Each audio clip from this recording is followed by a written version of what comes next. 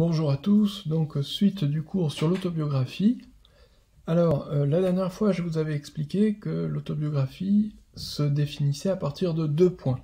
D'abord, l'identité entre l'auteur, le narrateur et le personnage, identité qui se traduisait par l'utilisation d'un seul et même pronom, je.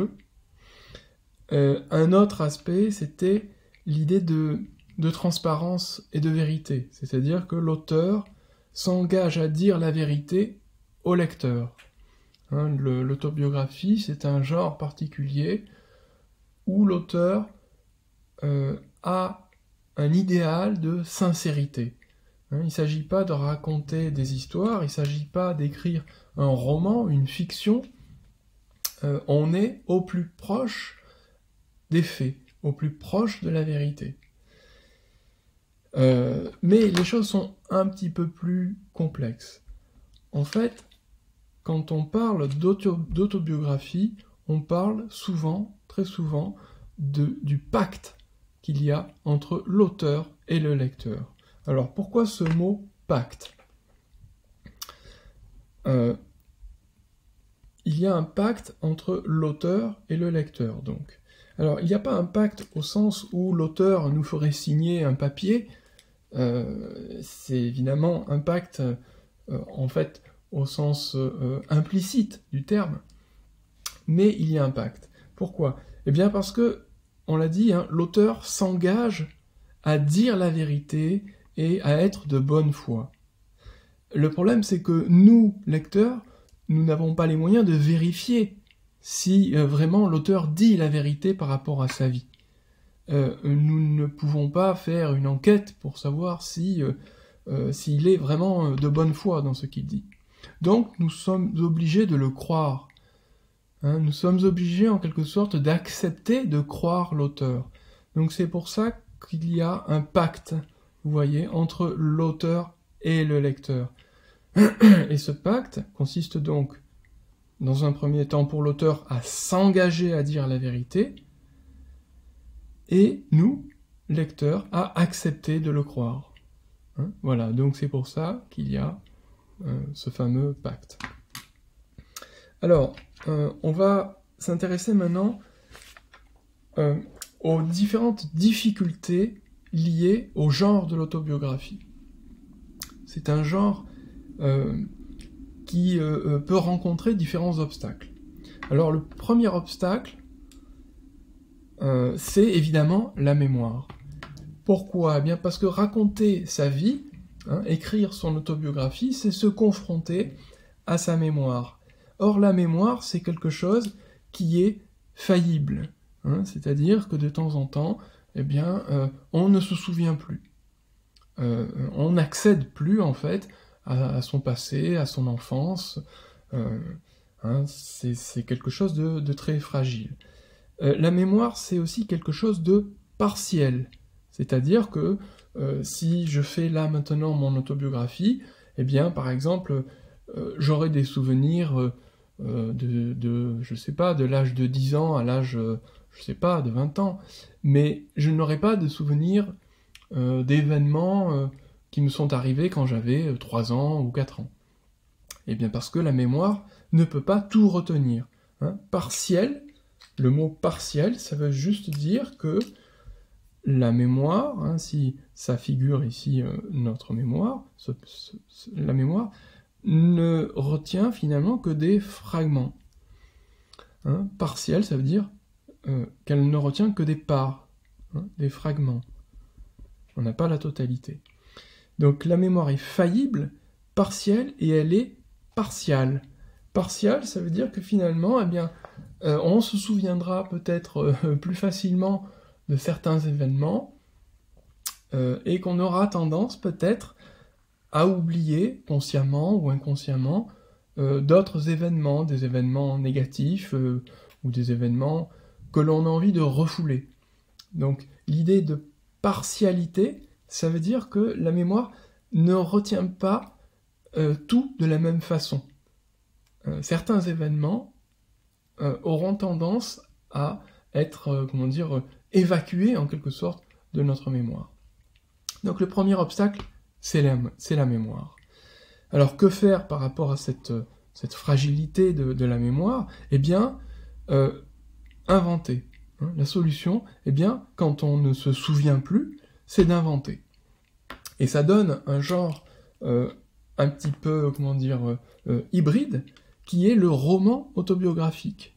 C'est-à-dire qu'il y a une dimension autobiographique, on va effectivement raconter sa vie, mais il y a aussi une dimension de fiction, dans la mesure où, quand on ne se souvient plus, eh bien on va inventer, on va boucher les trous, on va idéaliser éventuellement un souvenir, on va en tout cas ne pas être absolument fidèle aux faits, à la factualité des choses.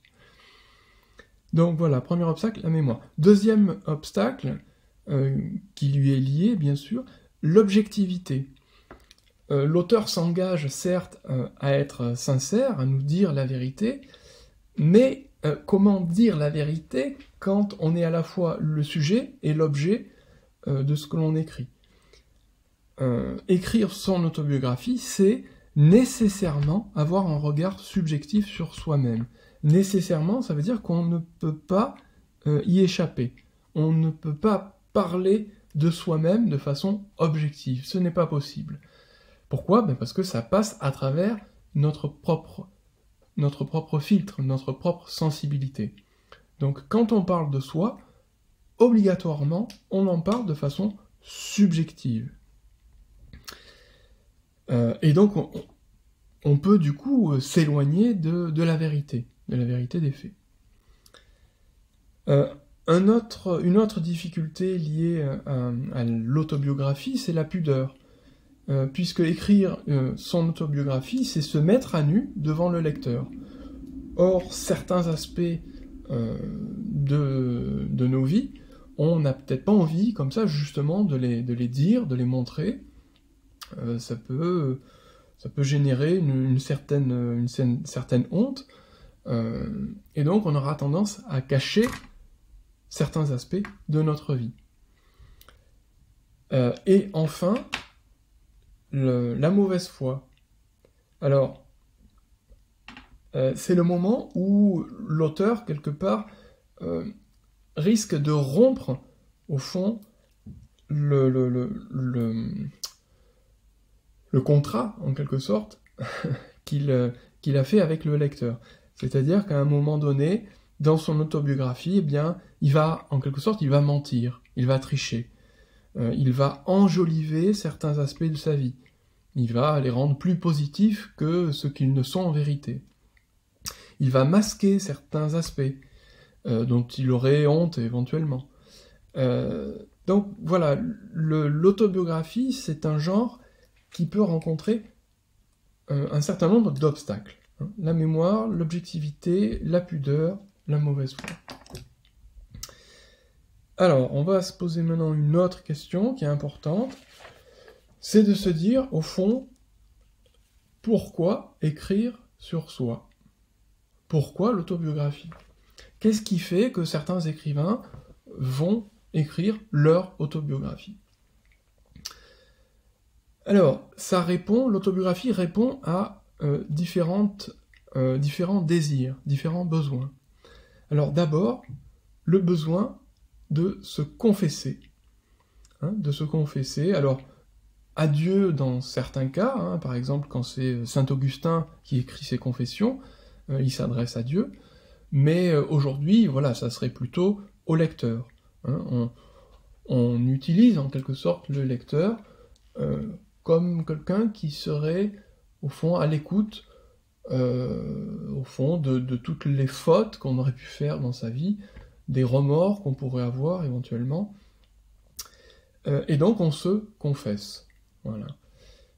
Du coup, ça nous amène à la deuxième idée, un besoin de s'expliquer. On va, à travers l'autobiographie, d'abord s'expliquer avec soi-même, et puis aussi s'expliquer avec la société. L'autobiographie, c'est l'occasion d'expliquer pourquoi on est devenu telle ou telle personne. Pourquoi et comment on est devenu telle personne. Donc c'est une volonté de se justifier face à soi-même et de se justifier aussi face aux autres, face à la société. Voilà pourquoi je suis devenu par exemple un gangster. On peut imaginer Al Capone faisant son autobiographie et expliquant au fond pourquoi il est devenu le roi, un mafieux. C'est l'occasion d'une explication. Ou inversement, pourquoi Saint Augustin est devenu un saint, justement, il va s'expliquer avec lui-même. Bon. Enfin, troisième raison, qui est sans doute la plus importante, on écrit son autobiographie parce qu'on essaye de mieux se connaître. L'autobiographie, le fait de se raconter, de raconter sa vie, de raconter son enfance notamment, comment on est devenu peu à peu un adulte, quels ont été les obstacles que l'on a traversés dans sa vie, quelles sont les personnes qui nous ont influencés, pourquoi, comment ça s'est passé, bref. Raconter sa vie, c'est l'occasion de mieux se connaître. Et donc, ce que va faire l'écrivain dans son autobiographie, il va essayer, en fait, de reconstruire sa personnalité. C'est-à-dire, il va essayer de voir, au fond, comment sa personnalité s'est construite. Et donc, c'est l'occasion pour lui aussi, du coup, de donner un sens à sa vie. Enfin, on peut écrire sur soi aussi, tout simplement, par peur de l'effacement, pour lutter contre le temps, ce temps qui efface peu à peu nos souvenirs. Donc, par nostalgie, par exemple, pour sauver ce qui reste de son passé, on va écrire son autobiographie, parce qu'on sait très bien que, au bout d'un certain nombre d'années, on oublie beaucoup de choses. Donc l'autobiographie pour lutter contre l'oubli. Donc ces deux aspects sont très importants, bien sûr. Enfin, l'autobiographie, c'est aussi l'occasion d'évoquer, donc à travers sa vie personnelle, une époque. C'est-à-dire que l'autobiographie ne va pas être seulement l'occasion de parler de son enfance, de sa personnalité, de toutes ces choses personnelles, mais ça sera aussi l'occasion de parler d'une époque en général. Par exemple, les années 60, donc on parlera certes de sa vie, mais aussi d'une époque et de ce qui la caractérise. Voilà, ça c'est pour essayer de répondre à la question « Pourquoi écrire sur soi ?» Alors, le titre de la séquence, donc c'est bien l'autobiographie, mais en fait l'autobiographie appartient à un genre littéraire plus large que l'on appelle l'écriture de soi. L'écriture de soi, en fait, c'est tous les textes où l'on va parler de soi. Mais en fait, il y a différentes façons de parler de soi. Il y a l'autobiographie, certes, mais il y a aussi d'autres façons de parler de soi. Alors, je vous explique. Il y a trois genres importants. D'abord, nous avons ce qu'on appelle les mémoires. Donc, les mémoires, c'est une sorte d'autobiographie, mais qui va nous permettre en même temps d'évoquer les grands événements de l'histoire. Alors, un exemple type, c'est par exemple les mémoires de guerre du général de Gaulle.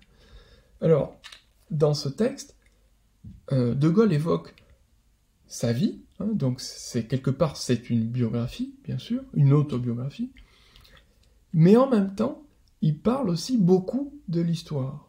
Le général de Gaulle étant un personnage historique, il va évoquer du coup les grands événements, la Deuxième Guerre mondiale, la Résistance, mai 68, enfin tous les grands événements qui ont participé, en fait, à sa vie. Donc, les mémoires, si vous voulez, en quelque sorte, c'est une autobiographie, mais où on ne va pas raconter vraiment sa vie quotidienne. Le général de Gaulle ne va pas nous raconter les petits détails de sa vie, de son enfance ou de son adolescence. Il va lier sa vie à l'histoire avec un grand H. Voilà. Donc ça, ce sont les mémoires. Ensuite, nous avons le journal intime. Alors, qu'est-ce qui caractérise le journal intime ? D'abord, le journal intime, c'est un récit qui n'est pas destiné à être publié. Contrairement aux mémoires, ou contrairement à l'autobiographie, ou au roman autobiographique. Donc, le journal intime, c'est quelque chose... Alors d'abord, c'est un journal, donc c'est quelque chose que l'on tient au jour le jour, et si vous voulez, le journal intime, en fait, le temps de l'écriture est identique à la période racontée. Il n'y a pas de récit rétrospectif. Souvenez-vous, quand je vous ai donné la définition de l'autobiographie, je vous ai expliqué que l'autobiographie, c'était un récit rétrospectif et recomposé. Ça veut dire quoi, tout simplement ? Ça veut dire que quand l'auteur écrit son autobiographie, il écrit à tel moment de sa vie, il va raconter sa vie passée, et donc il y a un décalage temporel entre le moment où il écrit et puis la période qu'il va raconter. Alors que le journal intime, en quelque sorte, le temps de l'écriture est le même que le temps raconté, en quelque sorte, l'époque racontée. Au fond, quand on écrit son journal, on l'écrit au jour le jour, et on dit ce qui s'est passé chaque jour. Je dis aujourd'hui, voilà, il s'est passé ça, hier il s'est passé ça. Voilà, chaque jour, on écrit ce qui s'est passé. Alors que l'autobiographie, on attend d'avoir un certain âge, d'être adulte, et on se retourne vers son enfance, son adolescence, sa jeunesse, par exemple, pour la raconter. Donc il y a vraiment un décalage entre le moment où on écrit son autobiographie et l'époque que l'on va raconter. Ce qui n'existe pas dans le journal intime.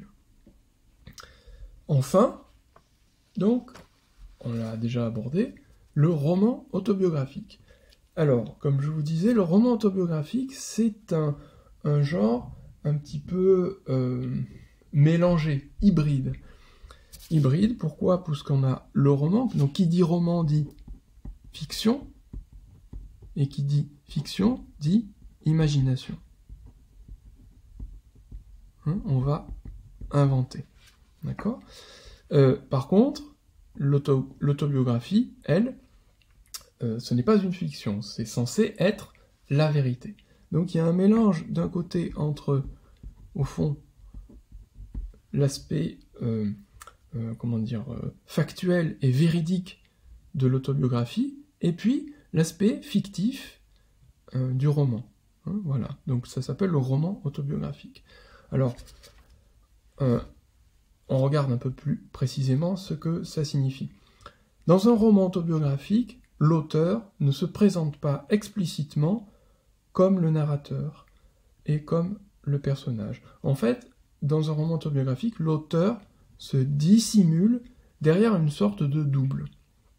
Alors, vous allez comprendre à partir d'un exemple. C'est d'ailleurs le premier texte sur lequel on va travailler. Donc, Jules Vallès écrit un roman autobiographique dont le titre est « L'enfant ». En fait, il évoque son enfance. Jules Vallès évoque son enfance malheureuse, à une certaine époque, etc. Bon. Sauf que l'auteur, eh bien, c'est Jules Vallès, mais le narrateur, qui est aussi le personnage, ne s'appelle pas Jules Vallès dans le texte, il s'appelle Jacques Vingtras. Donc vous voyez bien qu'il n'y a pas vraiment identité, il n'y a pas identité entre l'auteur, le narrateur et le personnage. Jacques Vingtras, qui est donc l'enfant qui est au centre de ce livre, de ce roman. C'est donc le personnage et le narrateur. Mais voilà, en fait, Jules Vallès se dédouble.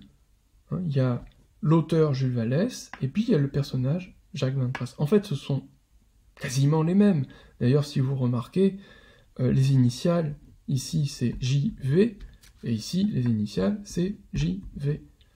Hein, donc c'est presque un dédoublement, mais ça veut dire quelque part que Jules Vallès n'assume pas, en quelque sorte, le texte qu'il a écrit, hein, donc l'enfant, comme étant une stricte autobiographie.